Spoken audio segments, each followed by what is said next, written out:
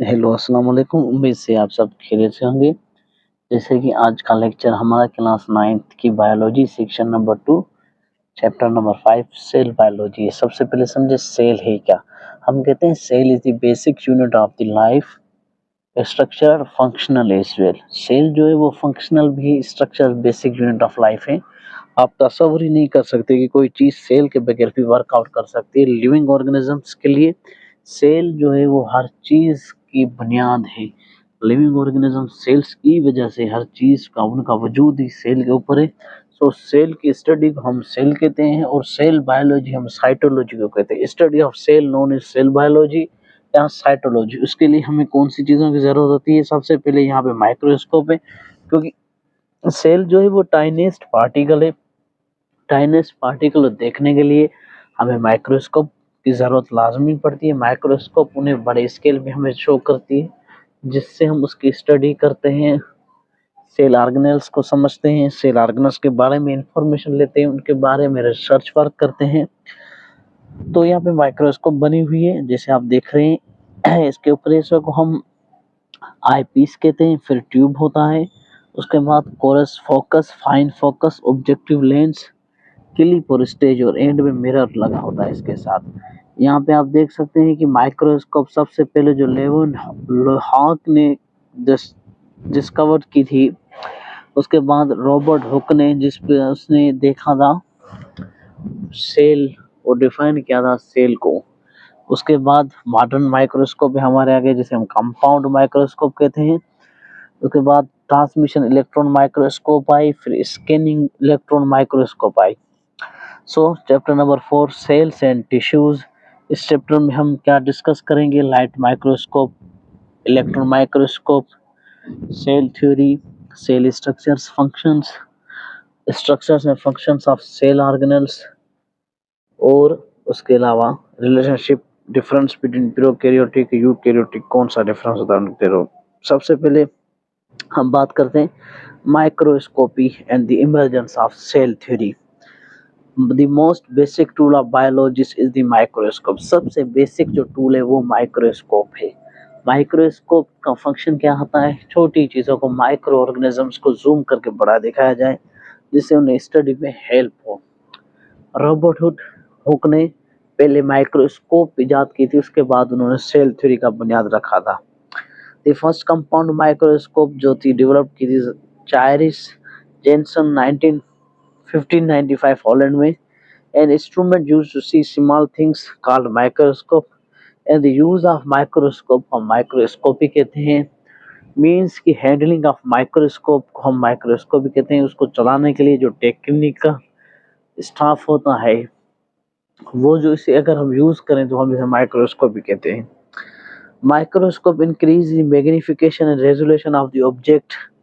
उसके अलावा increase in a part of size on object when see under the microscope is called magnification.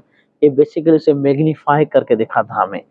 Magnification क्या करते हैं, हम छोटी चीजों को बड़ी करके जो दिखाए उसे हम मैग्निफिकेशन कहते हैं। क्या है वो मैग्निफिकेशन से।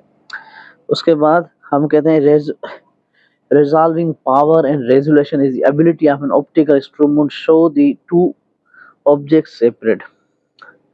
रेजोल्यूशन क्या है, एबिलिटी है ऑप्टिकल इंस्ट्रूमेंट की, यानी गिलास जो लगते हैं लेंसेस की, कि दो ऑब्जेक्ट्स को सेपरेट करके दिखाए। Resolution defined as minimum distance between two point और distinguished by two separate points. Resolution को हम डिफाइन करते हैं टू पॉइंट्स को सेपरेट करके और डिस्टिंग्विश करके टू सेपरेट पॉइंट्स को।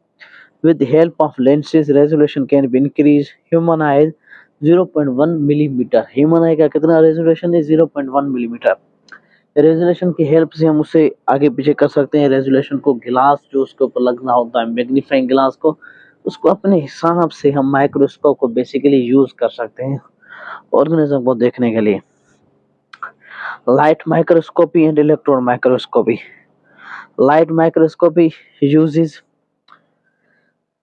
light to view objects. It has two lenses, eyepiece and objective। Light microscope के बाद कितने लेंस होते हैं, दो।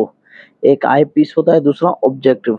तो 1500x 0.2 माइक्रोन मिलीमीटर तक हमें उसकी रेजोल्यूशन दिखा सकती है, यानी इतनी क्लियर टू क्लियर पिक उसकी हम देख सकते हैं। इलेक्ट्रॉन माइक्रोस्कोप ईएम ट्रांसमिट करती है हमें स्पेसिमेन को वैक्यूम में।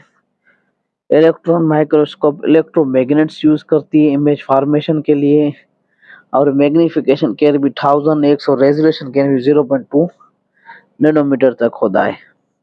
There are two types of microscopes, एक होती है टीईएम स्कैनिंग इलेक्ट्रॉन माइक्रोस्कोप जिसे हम कहते हैं, दूसरी होती है ट्रांसमिशन इलेक्ट्रॉन माइक्रोस्कोप। थोड़ा में डिफरेंस होता है, जैसे आप पिक्चर में देख पा रहे हैं।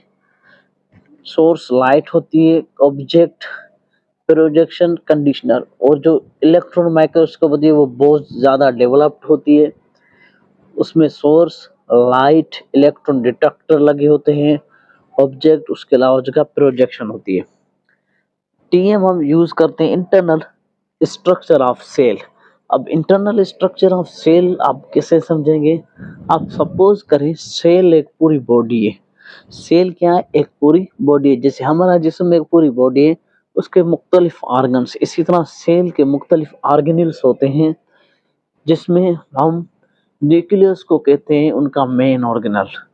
उसके बाद उसके राइबोसोम्स होते हैं, माइटोकॉन्ड्रिया होते हैं, ये सारे चीजें मिलके उसे सेल बनाती है। तो उसकी इंटरनल स्ट्रक्चर्स को हम कहते हैं, जो करते हैं वो ट्रांसमिशन इलेक्ट्रॉन माइक्रोस्कोप में करते हैं। Specimens are cut into extremely thin sections. SM used to study the cell surface, while three dimensional और जो हम स्कैनिंग इलेक्ट्रॉन यूज करते हैं वो हम सेल का सरफेस यानी सेल मेम्ब्रेन, उसके ऊपर जो मॉलिक्यूल्स होंगे पास आउट होंगे, क्या होगा, कैसे ट्रांसफर होंगे, सेमी परमेबल है। एक बात आप यहाँ नोट कर लें, सेल मेम्ब्रेन सेमी परमेबल है।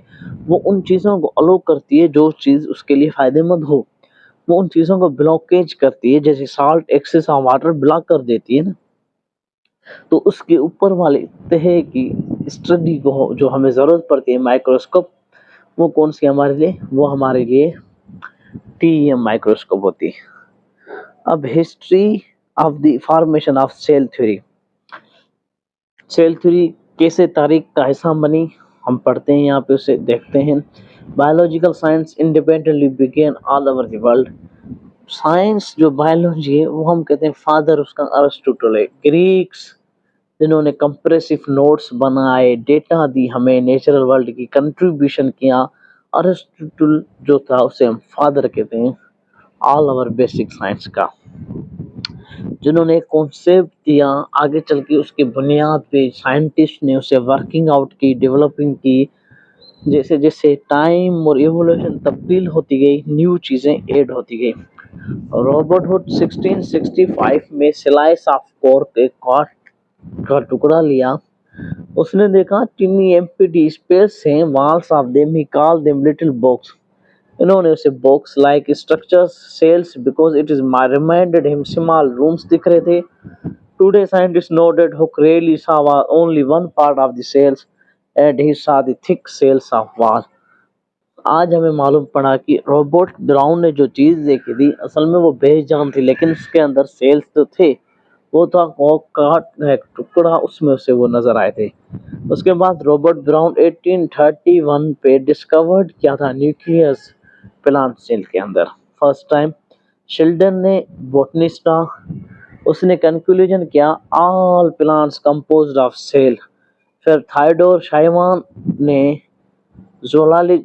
जोलॉजिस्ट था, उसने कंट्रीब्यूट किया the animal consist of cell. Animal क्या है? कंसिस्ट ऑफ सेल से, एनिमल्स भी सेल्स के बने।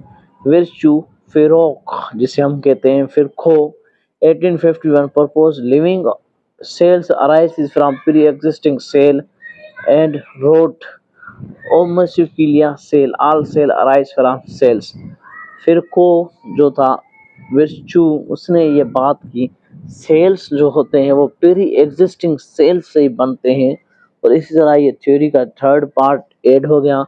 फिर लास्ट में लुइस पोस्चर 1862 में एक्सपेरिमेंट किया माइक्रो ऑर्गेनिजम्स में, बैक्टीरिया में, only from existing bacteria। From these information science were led to important concept in biology, and इस concept को हम सेल थ्योरी कहते हैं।